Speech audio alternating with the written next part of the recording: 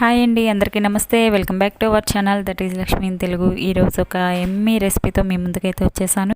సింపుల్గా త్వరగా అయిపోయే రెసిపీ అండి. బెండకాయ ఎగ్స్తో కలిపి ఒక టేస్టీగా పిల్లలు కూడా తినే విధంగా రెసిపీ అనేది చేసేద్దాం, అంటే కర్రీ టైప్లోనే. ఫస్ట్ అయితే ముందుగా ఇవన్నీ నేను ఇక్కడ కట్ చేసి సిద్ధం చేసుకున్నానండి. ఇంకా స్టవ్ ఆన్ చేసుకొని కడాయి పెట్టుకొని అది కొంచెం హీట్ అయిన తర్వాత ఆయిల్ అనేది వేసుకొని హీట్ చేసుకోండి.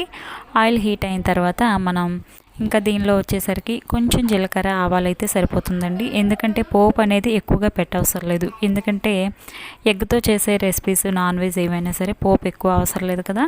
సో కాబట్టి కొంచెం ఆవాలు అలాగే జీలకర్ర వేసుకొని కొంచెం చిటిపట్లు ఆడించిన తర్వాత ఇందులో సన్నగా ఈనెలుగా కట్ చేసుకున్న ఉల్లిపాయ అనేది వేసుకొని కొంచెం దోరగా వేయించుకోండి. అలాగే ఇందులోనే కొంచెం కరివేపాకు కూడా వేసుకోండి. కరివేపాకు ఫ్లేవర్ అనేది బాగుంటుంది, అలాగే ఎగ్ స్మెల్ అనేది కొంచెం తగ్గిస్తుంది.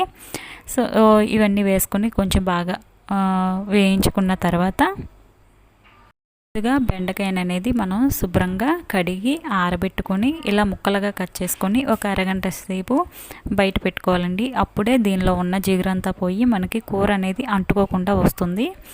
ఈ విధంగా సన్నగా కట్ చేసిన బెండకాయ ముక్కలను కూడా ఈ ఉల్లిపాయలో వేసి వేయించుకోవాలి.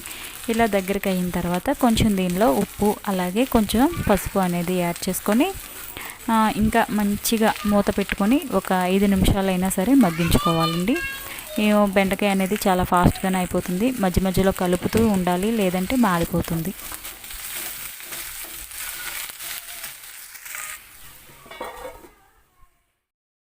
చూస్తున్నారు కదా, ఈ విధంగా మనకి మంచిగా ఇలా దగ్గర పడుతుంది. ఇలా దగ్గర పడిన తర్వాత దీనిలో కూరకి సరిపడా కారం అనేది యాడ్ చేసుకోండి.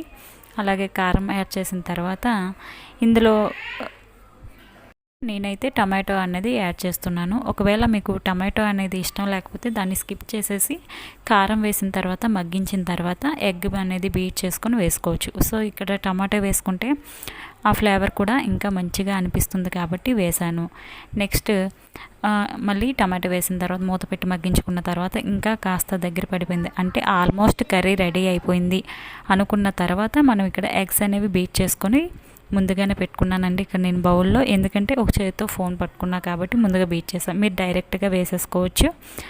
ఇంకా ఇలా వేసిన తర్వాత మూత పెట్టుకొని ఓన్లీ ఒక 2 మినిట్స్ అనేది సిమ్లో పెట్టుకొని ఉడికించుకుంటే మనకి ఎగ్ అనేది అలాగే బెండకాయ అనేది ఇంకా మంచిగా కుక్ అవుతుందండి. అంటే ఇంకా మూత పెట్టి తీసిన తర్వాత ఒకసారి మొత్తం కూడా మిక్స్ చేసుకోండి.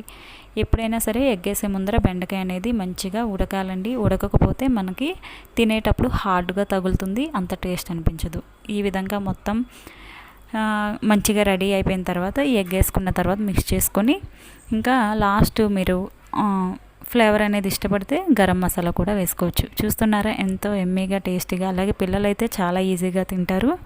కొంతమంది పిల్లలకి బెండకాయ ఇష్టం ఉండదు కదా. సో ఈ విధంగా 2 కలిపి చేస్తే వాళ్ళు కూడా ఇష్టంగా తింటారు. ఇది కనుక నచ్చితే తప్పకుండా లైక్ చేయండి. అలాగే మరిన్ని రెసిపీస్ వ్లాగ్స్ కోసం అయితే ఈ ఛానల్ని సబ్స్క్రైబ్ చేసుకోండి. ఓకేనా? Thank you for watching.